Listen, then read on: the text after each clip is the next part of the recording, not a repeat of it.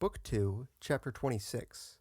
That taunts and abuse breed hatred against him who uses them, without yielding him any advantage.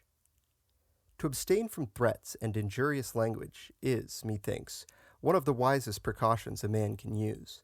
For abuse and menace take nothing from the strength of an adversary, the latter only making him more cautious, while the former inflames his hatred against you, and leads him to consider more diligently how he may cause you hurt.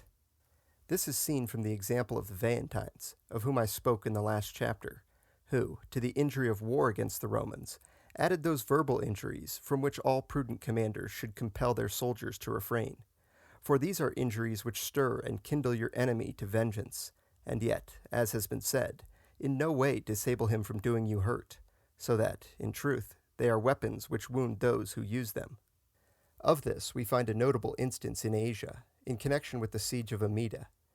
For Gabaid, the Persian general, after besieging this town for a great while, wearied out at last by its protracted defense, determined on withdrawing his army, and had actually begun to strike his camp, when the whole inhabitants of the place, elated by their success, came out upon the walls to taunt and upbraid their enemies with their cowardice and meanness of spirit, and to load them with every kind of abuse.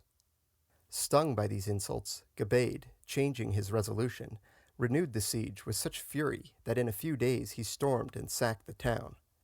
And the very same thing befell the Veientines, who, not content, as we have seen, to make war on the Romans with arms, must needs assail them with foul reproaches, advancing to the palisade of their camp to revile them, and molesting them more with their tongues than with their swords, until the Roman soldiers, who at first were most unwilling to fight, forced the consuls to lead them to the attack.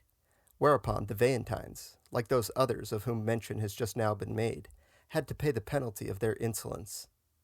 Wise captains of armies, therefore, and prudent governors of cities, should take all fit precautions to prevent such insults and reproaches from being used by their soldiers and subjects, either amongst themselves or against an enemy.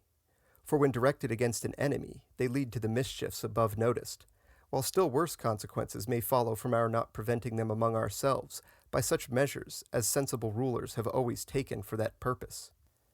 The legions who were left behind for the protection of Capua having, as shall, in its place, be told, conspired against the Capuans, their conspiracy led to a mutiny, which was presently suppressed by Valerius Corvinus, when, as one of the conditions on which the mutineers made their submission, it was declared that whosoever should thereafter upbraid any soldier of these legions with having taken part in this mutiny should be visited with the severest punishment. So likewise, when Tiberius Gracchus was appointed, during the war with Hannibal, to command a body of slaves, whom the Romans, in their straits for soldiers, had furnished with arms, one of his first acts was to pass an order making it death for any to reproach his men with their servile origin. So mischievous a thing did the Romans esteem it, to use insulting words to others, or to taunt them with their shame. Whether this be done in sport or earnest, nothing vexes men more, or rouses them to fiercer indignation.